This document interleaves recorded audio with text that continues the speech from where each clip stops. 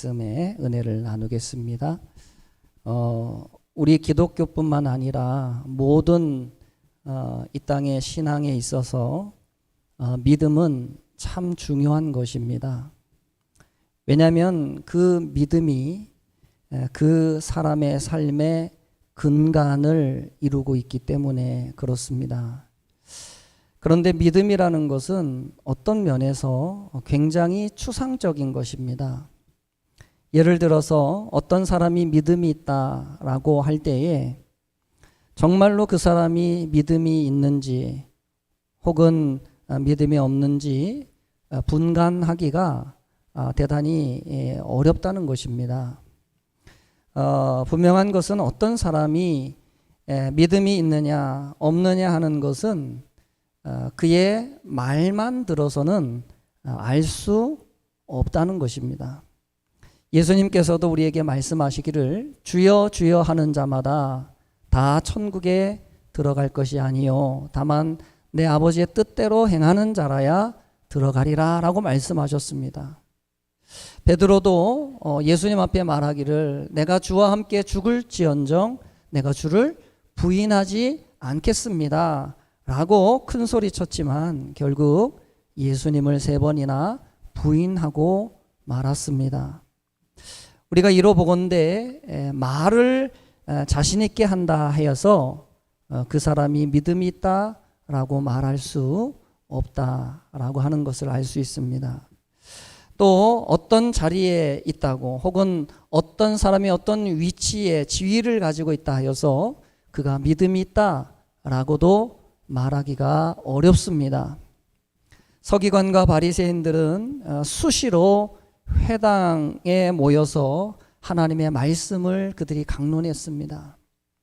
대제사장과 유대 장로들은 늘 성전에 있으면서 하나님께 제사도 드리고 하나님 앞에 기도도 하는 그런 삶을 살았습니다. 그들은 늘 하나님을 예배하는 자리에 있었고 늘 하나님의 말씀을 듣는 자리에 있었지만 그러나 정작 그들에게는 참 믿음이 없었다라고 하는 것이죠. 믿음이라고 하는 것은 말과 지위로 판단할 수 없는 것이기에 때로는 우리를 혼란스럽게 만들 때가 있습니다.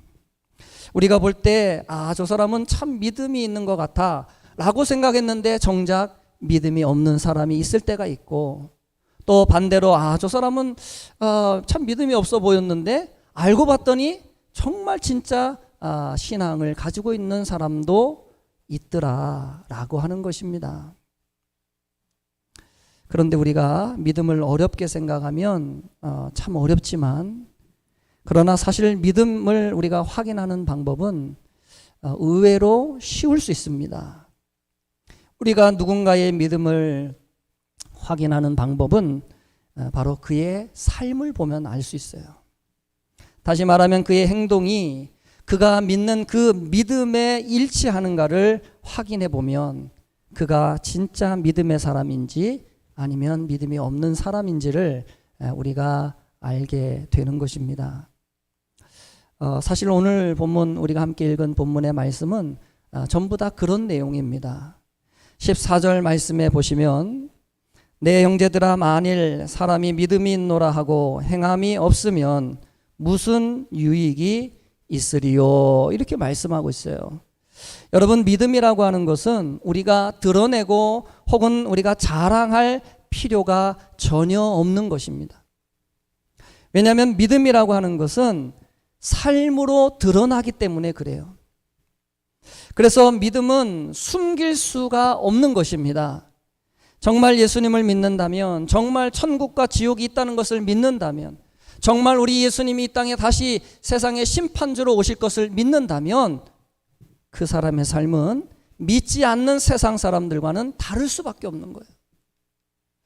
그렇기에 만일 어떤 사람이 자신이 믿음을 가지고 있고 내가 믿음의 사람이라고 과시하며 자랑하며 드러내는 사람이 있다면 어쩌면 그 사람은 오히려 그것이 믿음이 없다라고 하는 증거일지도 몰라요. 왜 그렇습니까?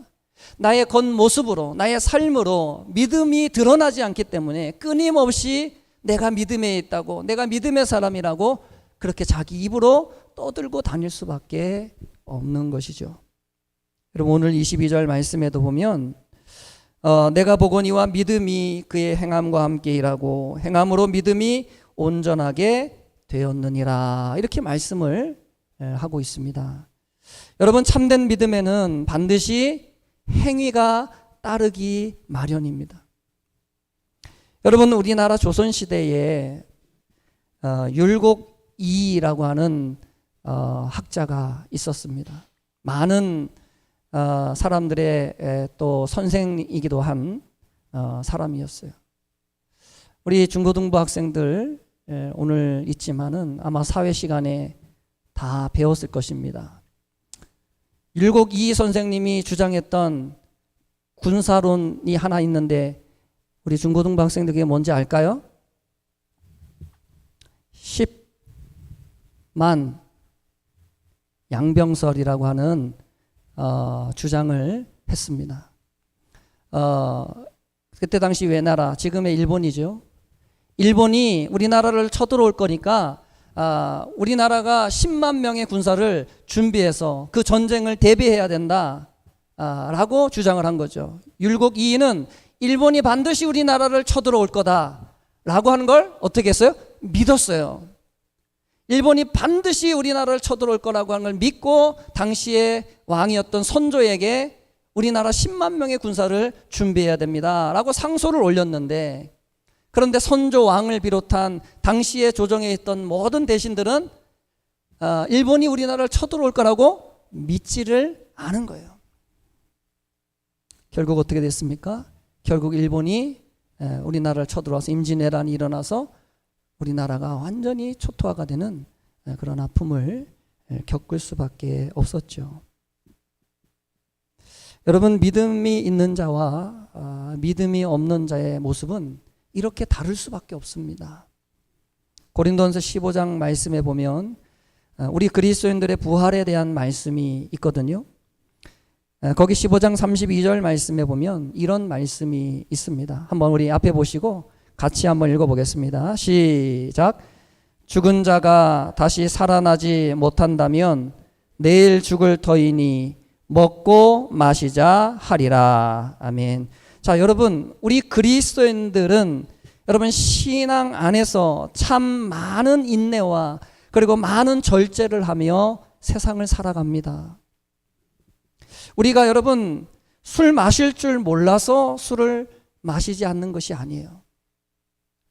우리가 여러분 향락과 오락을 즐길 줄 몰라서 우리가 그것을 즐기지 않는 것이 아닙니다. 우리도 마음만 먹는다면 얼마든지 그렇게 살 수 있어요. 그렇지 않습니까?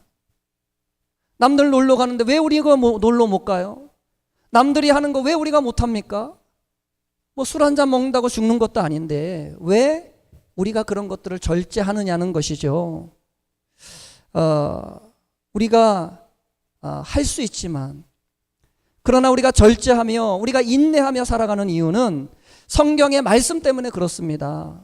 말씀이 뭐라고 말하고 있습니까? 모든 것이 가하나 모든 것이 유익한 것이 아니요 모든 것이 가하나 모든 것이 덕을 세우는 것이 아니다라는 이 말씀 때문에 그런 거예요.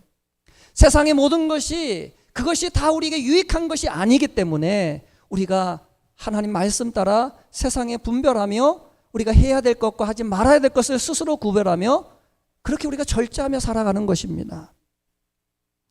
여러분 믿는 사람과 믿지 않는 사람의 겉모습은 다를 수밖에 없는 겁니다. 결국 행위라고 하는 것이 믿음 없이 홀로 존재할 수 없고 또 반대로 믿음이라는 것도 행위 없이 홀로 존재할 수 없기에 우리 그리스도인들의 신앙은 이 믿음과 행위가 균형 잡힌 그런 신앙이 되어야 되는 것이죠. 제가 최근에 정말 너무 기쁜 소식을 하나 들었습니다. 오늘 오후 예배 우리 나오지는 않으셨지만 임정순 우리 성도님 이번 명절 때 우리 임정순 성도님께서 자녀들이 다 모였는데 공포를 하셨대요. 뭘 공포했을까요? 이제 우리 집은 앞으로 제사 안 지낸다. 공포를 했다는 거예요. 얼마나 감사한지 모르겠어요. 참 쉽지 않은 결단입니다. 이제 우리 임정순 성도님 우리 교회 나온 지 불과 아직 3년이 안 됐어요. 올 12월이 되면 이제 만으로 정말 딱 3년이 되는데 그것을 딱 결단하고 자녀들에게 이제 우리는 제사 안 지내고 우리는 예배 드릴 거다라고 그냥 그렇게 선포를 해버렸다는 거예요. 제가 그 얘기 듣는데요. 얼마나 감사한지 모르겠습니다. 우리 임정순 성도님 마음에 참 믿음이 들어간 줄로 믿습니다. 여러분, 우리가 진짜 믿으면 여러분 이렇게 달라집니다. 그게 진짜라면, 내 안에 있는 그 믿음이 진짜라면 여러분 결단하게 되어 있어요. 오늘 야고보 기자는 믿음과 행함의 관계를 우리에게 설명하면서 한 사람의 이야기를 해주고 있어요. 누구냐면 아브라함이라는 사람입니다. 오늘 21절 말씀에 보면 이렇게 말합니다. 우리 조상 아브라함이 그 아들 이삭을 제단에 바칠 때 행함으로 의롭다 하심을 받은 것이 아니냐, 이렇게 말씀합니다. 여러분, 아브라함이 독자 이삭을 하나님께 제물로 드렸던 그 사건은 그가 믿음의 조상이라고 하는 칭호를 받는데 아주 결정적인 역할을 했던 사건이었어요. 그런데 그 사건에서 그가 어떻게 하나님의 인정을 받게 되었습니까? 어떻게 아브라함이 그 사건 속에서 하나님의 인정을 받았죠? 그 아들 이삭을 하나님 앞에 어떻게 해요? 실제로, 가짜가 아닙니다. 드리는 척만 했던 게 아니에요. 실제로 하나님 앞에 제물로 그 아들을 하나님 앞에 드렸기 때문에 아브라함이 그 행함으로 인해서 하나님 앞에 믿음의 조상이라고 하는 인정을 받게 된 거죠. 다시 말씀드리면 순종이라는 그 믿음의 행위를 통하여 그는 하나님의 인정받는 신앙의 사람이 될 수가 있었던 것입니다. 그런데 여러분, 한 가지가 더 있어요. 아브라함이 믿음의 조상이라고 하는 칭호를 받았던 이유가 한 가지 더 있는데 히브리서 11장 9절 말씀에 보면 아브라함이 이삭을 제물로 바쳤던 그 사건을 이렇게 기록을 하고 있거든요. 자, 한번 우리 앞에 보시고 이 말씀도 같이 한번 읽어보겠습니다. 시작. 그가 하나님이 능히 이삭을 죽은 자 가운데서 다시 살리실 줄로 생각한지라. 비유컨대 그를 죽은 자 가운데서 도로 받은 것이니라. 아멘. 자, 여러분, 아브라함에게 하신 하나님의 이 명령, 너의 아들 독자 이삭을 나에게 제물로 바쳐라 하는 이 하나님의 명령은 여러분 상식적인 명령이 아닙니다. 그리고 이것은 도덕적인 면에서도 온당치 않은 명령이에요. 여러분, 살아있는 사람을 여러분 어떻게 제물로 드립니까? 짐승도 아니고 사람을 어떻게 제물로 드리냐는 거예요. 여러분, 인격적이시고 사랑의 하나님이라고 말씀하는 우리 하나님이 여러분 이런 말도 안 되는 명령을 내리셨으니 사실 아브라함이 생각할 때도 도저히 이해가 안 간다고 생각했을 거예요. 도대체 하나님이 무슨 생각을 가지고 나에게 이런 명령을 하셨을까? 아마 그런 생각을 했을 거예요. 그런데 그때 아브라함이 붙들었던 믿음 한 가지가 있습니다. 그것은 우리 하나님은 죽은 자도 살릴 수 있는 능력의 하나님이라고 아브라함이 믿었던 거예요. 내가 내 아들을 하나님 앞에 제사로 제물로 드릴 때 비록 내 아들이 죽겠지만 그러나 우리 하나님께서 다시 이 아이를 살리실 것이다, 그렇게 믿고 하나님 앞에 제물로 드린 겁니다. 물론 하나님이 그 아들을 죽이게 내버려 두지 않았죠. 아브라함의 믿음과 신앙을 확인한 하나님은 그 아들을 살리시고 대체 제물을 수풀에 걸려서 어린 양을 하나님 앞에 제사로 제물로 드릴 수 있게 해주셨어요. 여러분, 세상에는 믿음 없이 옳은 일을 하는 사람들이 있습니다. 꼭 교회를 다니고 신앙이 있어야 옳은 일을 하는 게 아니라 믿음 없이도 세상에서 옳은 일을 하는 사람이 있거든요. 예를 들면 기업에서 어려운 사람들을 돕는 복지 사업을 하는 그런 경우죠. 그러나 여러분, 그것이 믿음의 결과는 아니지만 기업들이 복지 사업을 하는 데에는 그 나름대로의 이유와 그리고 계산이 다 있다는 거예요. 그것이 좋은 기업이라고 하는 이미지 개선을 하기 위한 한 방법일 수도 있고, 또 때로는 더 높은 이익을 추구하려고 하는 하나의 기업적인 마케팅일 수도 있습니다. 또 다른 한편으로는 정말로 주변의 어려운 이웃들을 도와주기 위한 순수한 마음에서 하는 것일 수도 있어요. 그럼 이런 세상 사람들에게 늘 의문이 있는 것이 한 가지가 있어요. 그게 뭐냐면, 우리 그리스도인들의 믿음과 조건 없는 사랑이 진짜이냐라고 하는 거예요. 자신들은 나름의 이런 계획을 가지고 이런 목적을 가지고 옳은 일을 하는데, 그런데 믿는 자들, 교회 다니는 사람들은 아무 조건 없이 그렇게 한다는 거예요. 예수님이 우리를 사랑하셨듯이 우리가 아무 조건 없이 이유 없이 사랑한다는 거예요. 근데 그 세상 사람들이 볼 땐 믿을 수가 없는 거예요, 그 얘기를. 그러니까 늘 마음속에요, 어떤 마음 품어요? 저게 진짜냐 가짜냐, 그런 의문을 가지는 것입니다. 여러분, 근데 안타까운 것은 뭐냐면, 우리 믿는 사람들은 우리 믿는 그리스도인들의 모습 속에 사실 우리가 외치고 우리가 말하는 그 진짜 사랑의 모습들이 사실은 많이 보이지가 않는다는 것입니다. 말은 우리가 함께 사랑해야 한다 말하고, 말은 믿음이 있다 말하지만 정작 믿지 않는 사람들보다 부족한 모습들을 보일 때가 참 많습니다. 안타까운 일이죠. 그러니 여러분, 세상 사람들이 늘 의문이 있는 거예요. 진짜냐 가짜냐, 정말 누가 진짜고 누가 가짜냐, 그런 의문들을 가지고 있는 것입니다. 여러분, 세상에는 믿음 없이 존재하는 행위는 없고, 그리고 행위 없이 믿음만으로 존재하는 믿음도 세상에는 없습니다. 참 믿음에는 반드시 그에 합당한 행위가 따라오게 되어 있어요. 그래서 오늘 성경이 우리에게 뭐라고 말씀하고 있습니까? 26절 말씀 보시면 우리 한번 같이 읽어볼까요? 시작.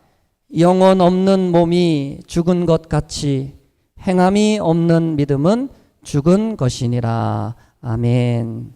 자, 여러분, 세상에서 진짜와 가짜를 가려내기가 어려울 수 있어요. 여러분, 중국에 가면 이렇게 명품인데 그 가짜로만 만들어 놓은 것을 파는 데가 있다고 그러더라고요. 거기에 가면 뭐 아주 유명한 뭐 가방, 시계, 뭐 신발, 아주 다양하게 있는데, 근데 중요한 게 뭐냐면 얼마나 똑같이 만들었는지 그냥 보통 사람들이 봐서는 이게 진짜인지 가짜인지를 구분을 못 한다는 거예요. 그러니까 좀 돈이 없는 사람들이 와가지고 많이 사간대요. 왜냐면 진짜 살려면 너무 비싸니까 못 사고, 거기서 그거 사가가지고 좀 허세 좀 부리려고, 나 명품 가지고 다닌다, 나도 있다, 이렇게 하려고 많이 가지고 다닌다는 거예요. 여러분, 그런데 우리 신앙은 그렇지가 않아요. 물론 신앙에도 진짜가 있고 가짜가 있겠지만, 그러나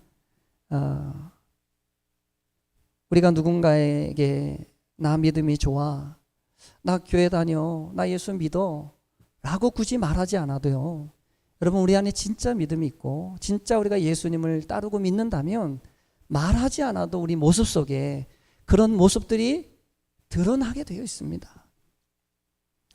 가끔 여러분, 제가 이렇게 사람들을 만나다 보면 말하지는 않았지만 이분은 예수님을 믿는 사람 같다 라고 하는 느낌이 들 때가 있어요. 그럴 때 제가 이렇게 물어봐요. 혹시 신앙생활 하십니까? 이렇게 물어보면 영락없이 알고 보니까 교회 장로님이고 권사님이고 집사님이더라는 거예요.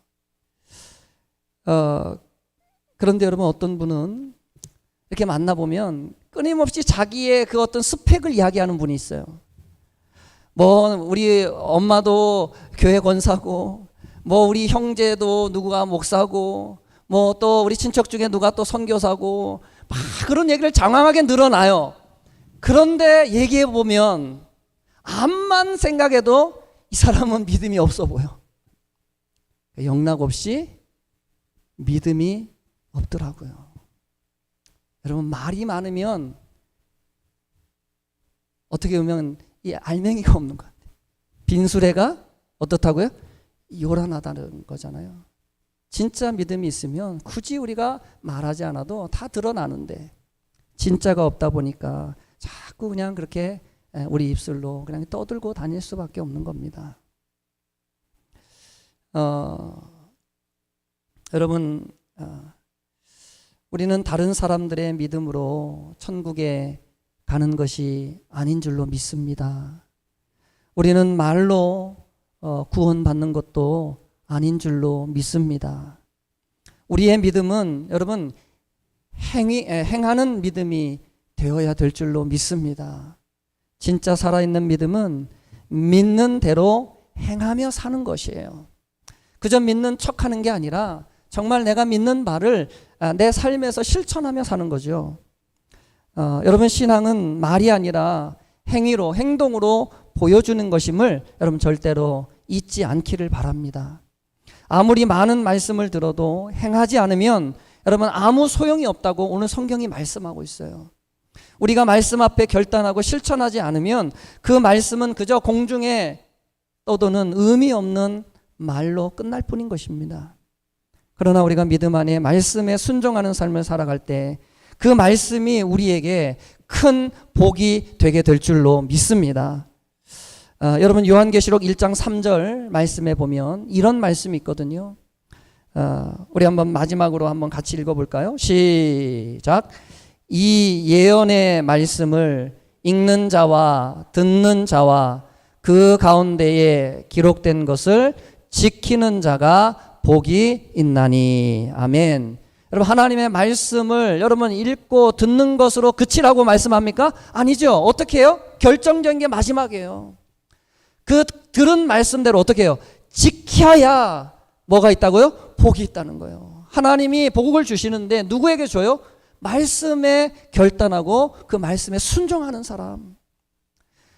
여러분 힘들죠. 말씀대로 순종하기가 얼마나 힘들어요.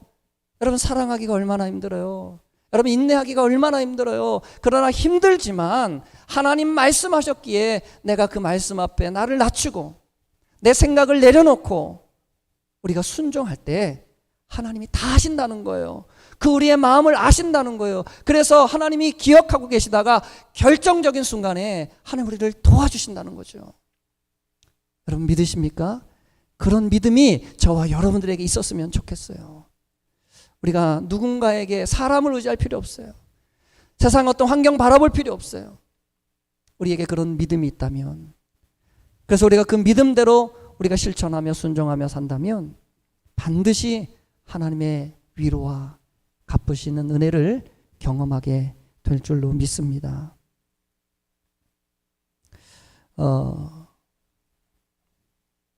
여러분 우리는 이미 너무 많은 말씀들을 들었습니다. 우리에게는 참된 지식도 필요한 것은 사실이지만 그러나 지금 우리에게 진짜 필요한 것은 바로 믿는 대로 사는 것입니다. 물론 믿음대로 사는 것이 하루 아침에 되지는 않죠. 우리 임정순 성도님 제사를 드리지 않기로 결단하시고 또 그렇게 공포하기까지 여러분 하루아침에 된 것은 아닐 것입니다. 지난 3년 동안 마음으로 결단하고 정말 생각하고 고민하고 그런 끝에 정말 어렵게 아마 자녀들에게 말을 꺼내셨을 거라고 하는 생각이 듭니다. 우리 앞에는 수많은 믿음의 싸움들이 있습니다. 이 싸움은 결단하고 행하지 않으면 결코 우리가 이길 수 없는 싸움이에요. 믿음을 우리 마음에만 품고 있을 때는 그 믿음은 여러분 불확실한 믿음이에요.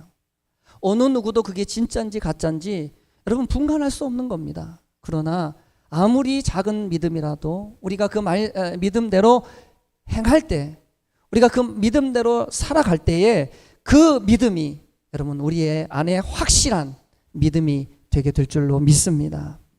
우리가 가장 먼저 실천해야 하는 믿음이 있다면 바로 우리 그리스도의 사랑을 실천하는 것입니다. 그리고 이해할 수 없는 인생의 문제와 어려움들을 우리가 견디고 하나님의 말씀에 따라 끝까지 순종하며 나아가는 것입니다. 예수님은 너희가 내 이름으로 소자에게 냉수 한 그릇이라도 대접하면 결코 그 상을 잃지 않으리라 그랬어요. 무슨 말이에요? 예수님 말씀에 따라서 그 말씀을 실천하는 자는 결코 그것을 하나님이 잊지 않겠다는 거예요. 말씀의 순종과 행함이 그렇게 중요한 것입니다. 저는 우리 모든 성도님들이 아브라함이 가지고 있었던 그 믿음을 가져서 하나님이 주시는 축복을 받아 누리는 우리 모든 성도님들 되었으면 좋겠습니다.